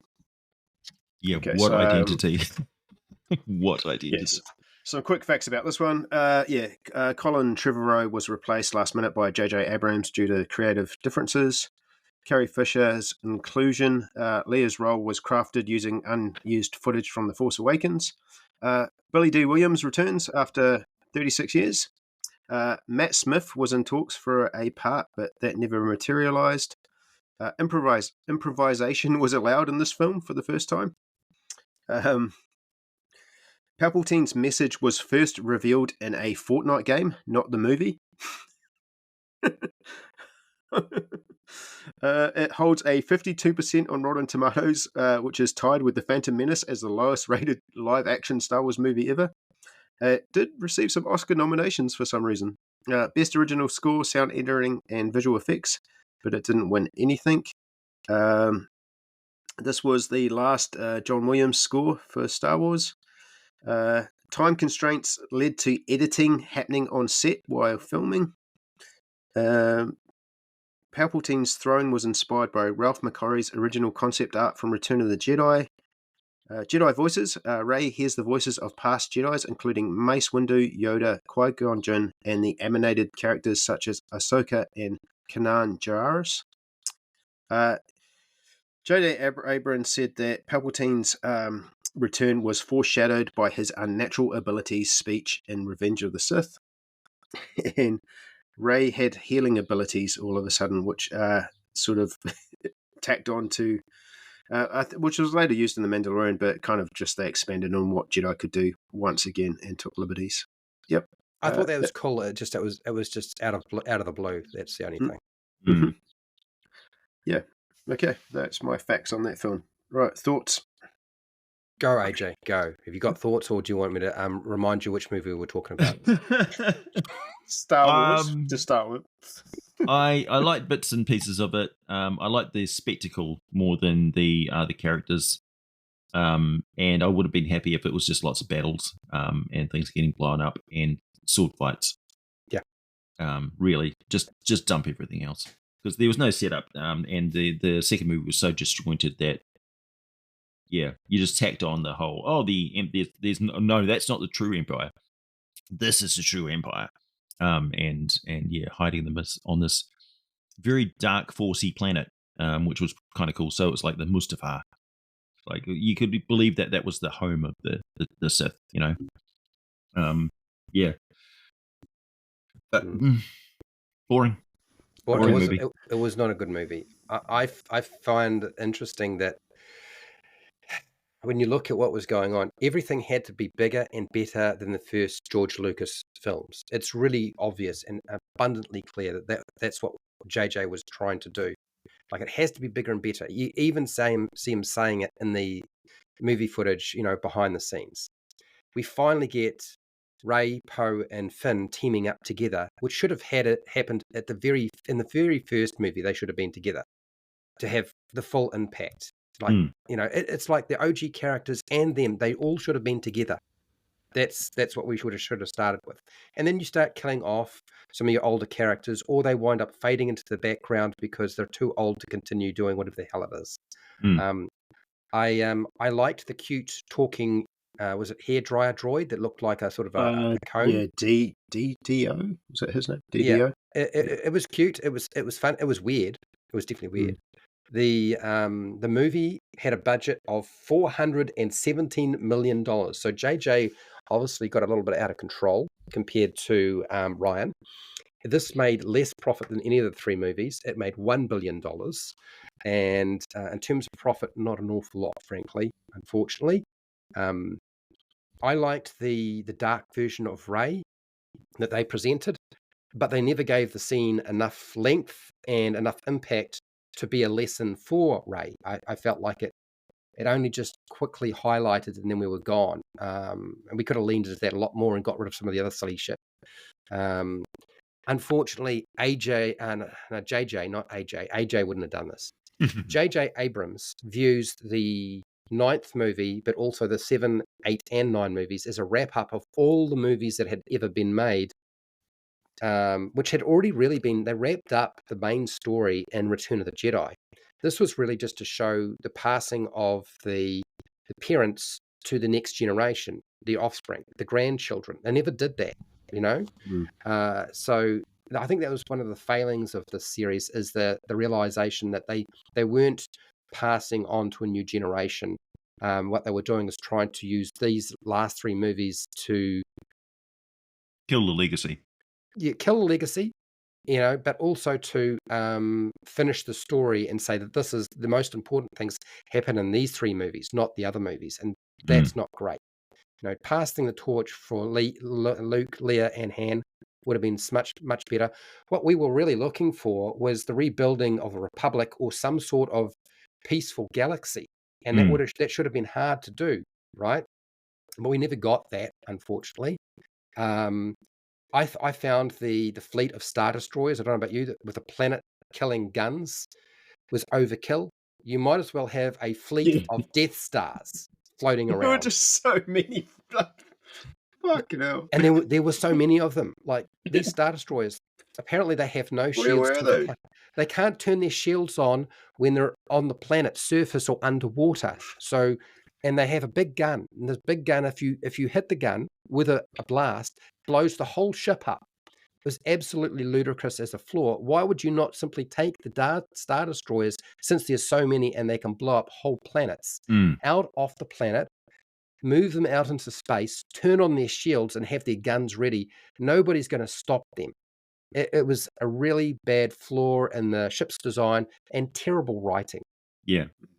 Also, in Rogue One, we've got in the Han Solo movie,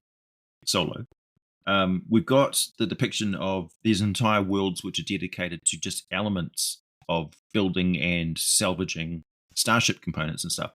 Where the hell did this huge fleet of Star Destroyers come from? With their new technology? Yeah, I was wondering who built them. Yeah, who built them? Yeah. Where were they built? How did they get the money to build all those ships? Yeah, because there's no, there's planet-wide production facilities just for those Star Destroyers. You know. Yeah.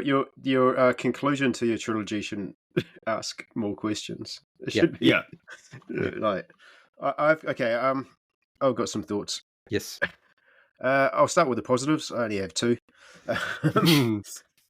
Han Solo's cameo. I thought that was a really strong emotional moment that sort of aids Ben Solo's redemption and provides a bit of closure. And it was nice to see Billy D. Williams come back. He looked like he was having a good time. Apart from that, all right. Palpatine's return. Fuck me. All right. Rushed and poorly explained. Just felt like they had no. It just really showed they had no idea where they were going with this. These three films at all. There was no big plan. It just was a nostalgic plot device rather than natural story development. Did it negate Anakin's sacrifice? Because I felt like it very much negated that completely. Yeah. It should have been Jar Jar being the big reveal. He's actually the Sith Lord. Okay. Kylo Ren's arc, underdeveloped with plenty of missed opportunities for deeper exploration, such as a potential Hux redemption arc would have been pretty cool. Rey's overpowered abilities, just inconsistent. She could do force healing, lightning blocking without any real. It just broke all the established lore. They should have given her. She had limited training, and she just had all this stuff. She's like, "Whoops! I've got superpowers." Yeah. Had frequent deaths and quick resurrections to undercut the emotional stakes, like Chewbacca. Leia's legacy, considering her passing, but it didn't feel. It felt, truncated. It just, She didn't come across as a great Jedi master or really a charismatic leader. Yeah, or feel like she had communicated great lessons to Rey. She's just like a Mariah auntie. Knights of Ren. She could have been doing the catering. Yeah, Knights of Ren was a complete waste of time, underused, felt nothing like filler. Rey and Kylo's kiss. Yeah, it was fucking horrible. And it just lacked cohesion. It's just conflicting visions between different two different directors to start with, and then just a last minute handover and a course correction to try and apologize for everyone they upset with the previous film. And it's just, I've got a little final thoughts on this whole three things, but I'll wrap my final thoughts up at the end of the podcast. But I just hate this film so much because it made me just not give a fuck about Star Wars anymore. And as a lifelong fan, like, if you just make me just go, I don't care about you've just sucked all the joy out of something I love. I wasn't even angry. I was like disappointed, and that's probably even a worse feeling than being angry. Like, at least angry is some sort of emotion. Yeah, I just came away from this like just when you walk out of there with the apathy and knowing that the whole new generation of potential fans are going to watch that movie and go, what's the big deal? Yeah.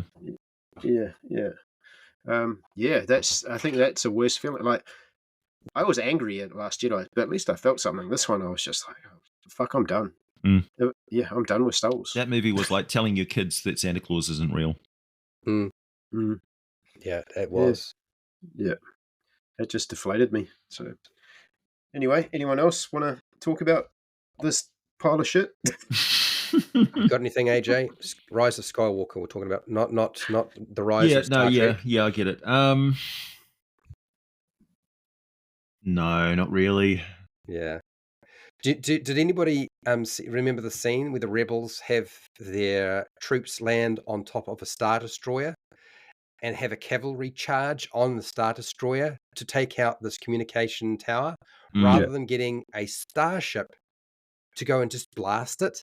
Because apparently a starship cannot blast a tower on a Star Destroyer as more effectively to simply drop troops and have horses running along the top of the Star Destroyers.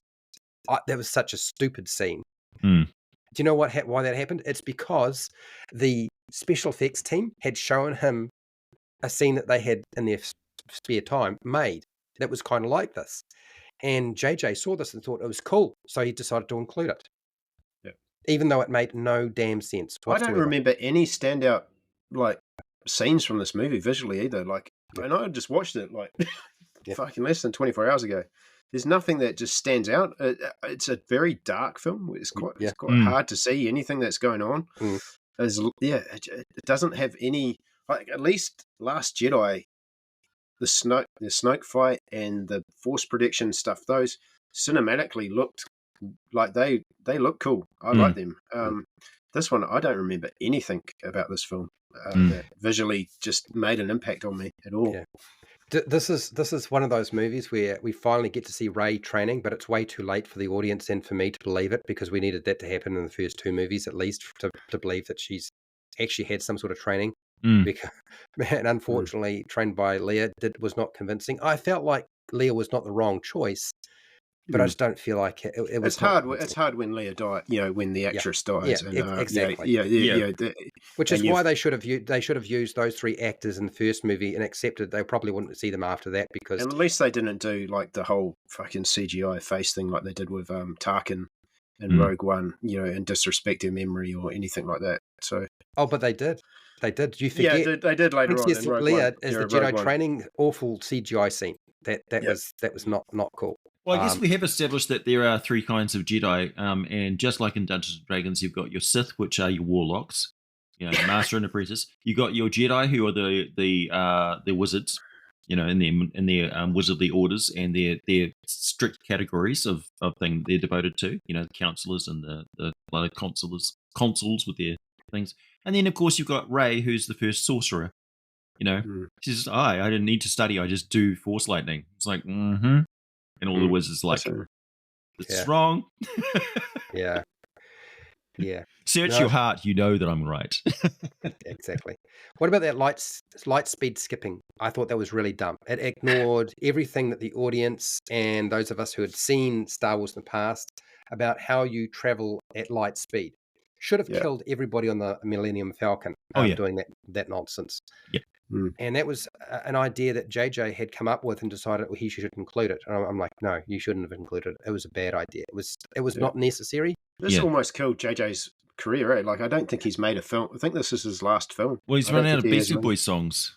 Yes. At least they didn't have a Beastie Boys song. Yeah, there's no Beastie Boys songs in this movie. He's like deeply disappointed. Yeah.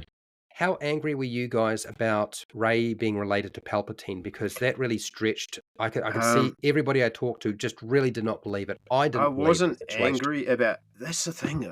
This film didn't make me angry. This is the first film where I have actually sat in a theater. And I watched this. I went to all these films at midnight. I went to midnight screenings of these films, so they were packed houses. People, like, at this film, they even, like, I went to Wellington and they had in the where you get all the popcorn, they had an orchestra playing all the classic Star Wars films. They had people in costumes, the 501st. It was a big event. And this is one of the first films where I have audibly shouted in a theater, for fuck's sake. Yeah. like when that line was somehow Palpatine has returned. Gosh, just like, oh, for fuck. And same at the end. Yeah, it just, I wasn't angry. It was just such a sense of, I just felt deflated. Like, you beat me. Okay. Disappointed. You fucking beat me. Disappointed, yeah. I actually feel like Rey not having any family tie and not being special would have been better. Or just having her being related to Luke, as a love child or something like that, or to Leia would have been better, frankly, than what we got. Palpatine just seemed unnecessary. Just Kathleen Kennedy, do your job, mate. Yeah. You just did a shit job with this. You spent all this money on this IP, and just it got handled so poorly. It did. What about there was a really strange scene where Finn alludes, just a few seconds, alludes to something he needs to tell Rey that's really important, or at least tell his new ex-stormtrooper friend that he meets, this dark lady, that we never find out about. But we do find out later on that apparently he's supposed to be force sensitive if you go back and you look far enough. But we never get told that. He decides, no, it was important, but now it's not, even though, I was just about to die, get sucked into the sand. So weird stuff. I also wonder just how, when you think about that scene that really broke me in terms of the understanding about what was possible. Rey force holds a starship that's under power, and then Kylo Ren force holds the ship as well, and they have a fight about who's going to have the ship. And then My. it's my ship. It's my ship. No, we've got to have. And then finally, the ship is blown up as Rey launches force lightning, not over a short distance, a really long distance, Yeah. and just blows the thing up. It clearly breaks the idea of how the force can be achieved, how powerful the level of the Sith can be, or a force user can be. It just skyrockets, and it kind of negates the importance of the Chosen One, Anakin, Luke. They're like everybody's nowhere near as powerful as Rey. Heck, even Kylo Ren is not as powerful as Rey.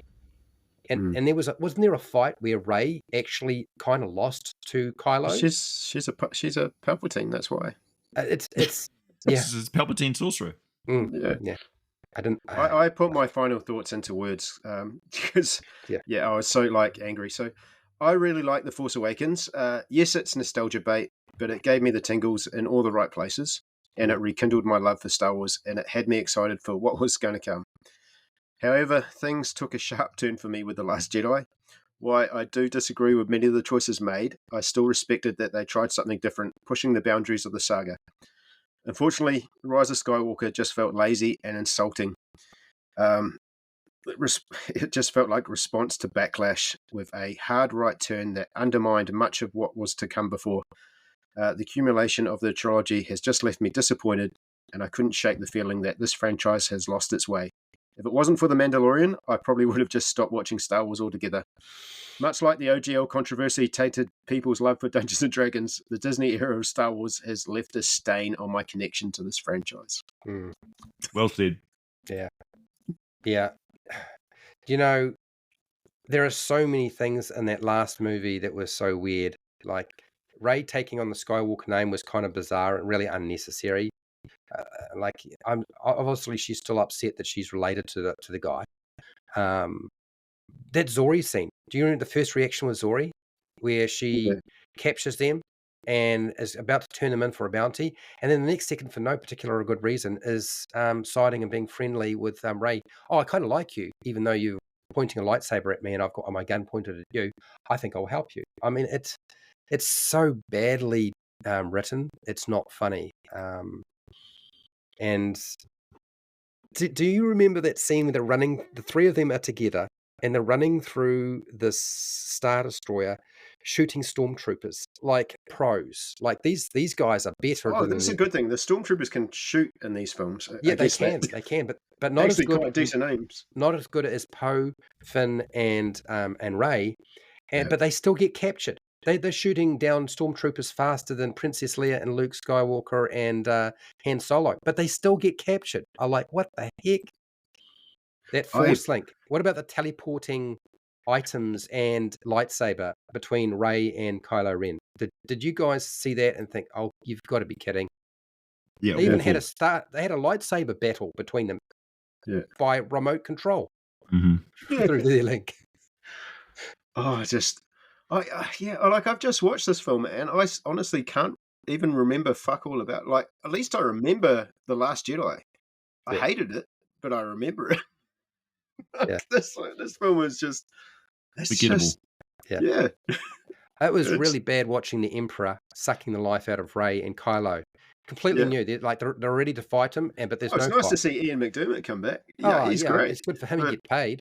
It was new and unexpected. Rey and Kylo don't get to fight him because he just sucks their life out of them, force holds them, and it's over. And do you think JJ had plans for Snoke? And like he was, I think he did. Yes, and, he did. And like that was in his head. Okay, he did have am I giving him too much benefit of the doubt that he had a plan with Force Awakens and Snoke was a big part of that plan, and Rian Johnson just fucked that for him? Yeah, I think that was but here's the thing. I think Snoke might have still been a puppet of the Emperor, because I do remember an interview where somebody was saying, "Who's the main villain of this new Star Wars sequel?" And Daisy Ridley has said, "Oh, you mean Palpatine?"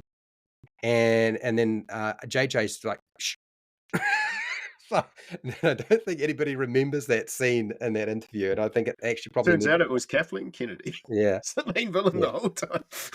yeah. But one of the worst scenes that out of the whole movie is the Emperor topping everything he's done and using that enormous force lightning thing that literally hundreds of starships are disabled and start Yeah. falling to the ground. Like there's nothing that can possibly stop the Emperor whatsoever. Like he's got so much power behind him. It was ridiculous. It really was. When I saw that, I was like, "Oh, come on, are we really going here?" It's Apparently, the it is the I own every Star Wars film on Blu-ray, and it is the only film I don't own. And I have no desire. I've even seen it cheap. I have no desire to like buy this film, own this film. It's just so shit. Sorry, it's just such a massive disappointment. Well, let's finish it up. Let's finish this thing up. What have you got to say, AJ? Because I know what I have to say, and I'm going to do it pretty quick. Yeah, we got 5 minutes. We'll remake it. Yeah. I can foresee that happening. There'll be a remake. Yeah, I think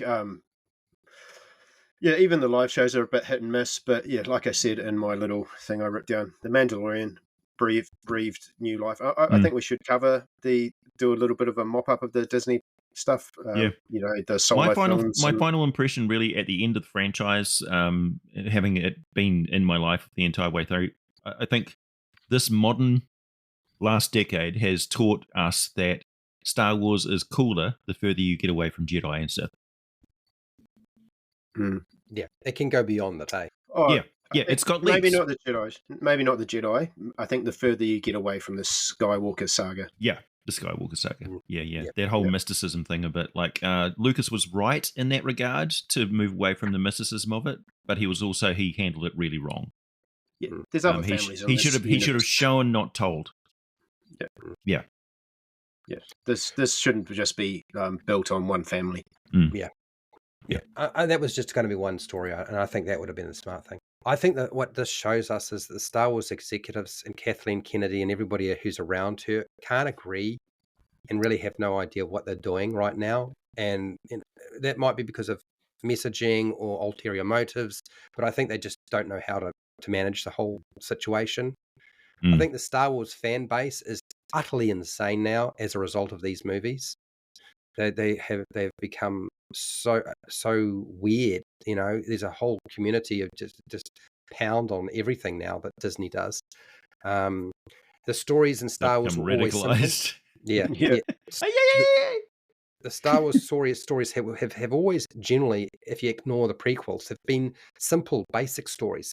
And Disney had new movies that are way too complicated with too many twists. I think they should have included Luke, Leia, and Han in the first movie before they could possibly die, because they're real actors that are old. That if it had been me, I would have filmed a death scene for Luke, Han, and Leia during The Force Awakens, just in case.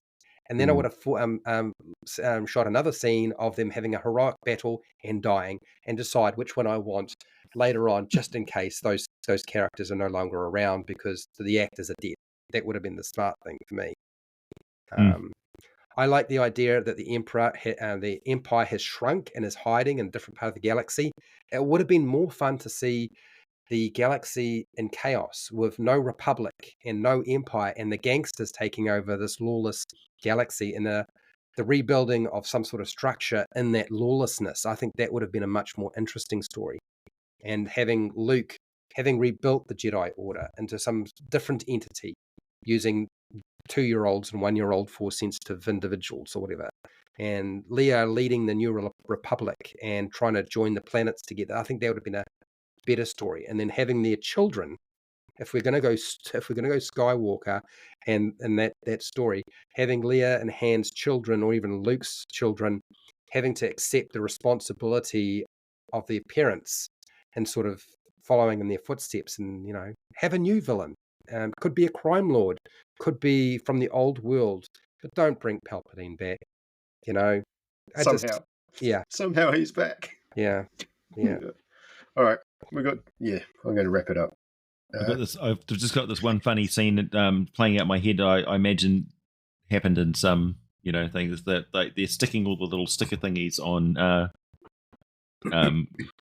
Carrie Fisher's face for the CGI, and she's like, try not to move your face. No problem. She's so Botoxed out. You could just stick thumbtacks in her face. She wouldn't feel it. Yeah. I think, I don't know if Kathleen Kennedy was even really in charge, or whether they just put a woman there just as a token to say there was a. I don't know. I don't want to get into it. I think she Botoxed her brain. I think Kathleen Kennedy, when she took on JJ and Ryan, had really given them pretty much wholesale control and just let them do their thing. The problem is they had two different visions. And she really probably should have said, no, you can't do that, JJ. No. That's indicating way too much power. You're breaking what has been done before. So tone it down a little bit and find something else. What a fucking idiotic way to do a trilogy. Yeah. But I think there's still hope, because they actually got one person doing that. There's a new hope for Star Wars, because there's going to be a new trilogy of movies or whatever, and these ones written by M. Night Shyamalan. no, they've got one person, isn't it, who's going to be doing the three movies. He's going to write it and he's going to produce it, but not direct it, because he's a shit director. Good, and I think that might actually work. That might actually work this time. Get Guillermo del Toro to do all the aliens. Right, we're going to get cut off. We've got 1 minute. All right. Thank you, everyone. This has broken me, but no, it's all good. This episode has been chaotic as this trilogy, especially with AJ jumping in as well. Yeah. So, it's a mess, just like these films. Yeah. So anyway, good night from me, and it's good night from him. And it's good night from the returning Palpatine. Somehow he is back.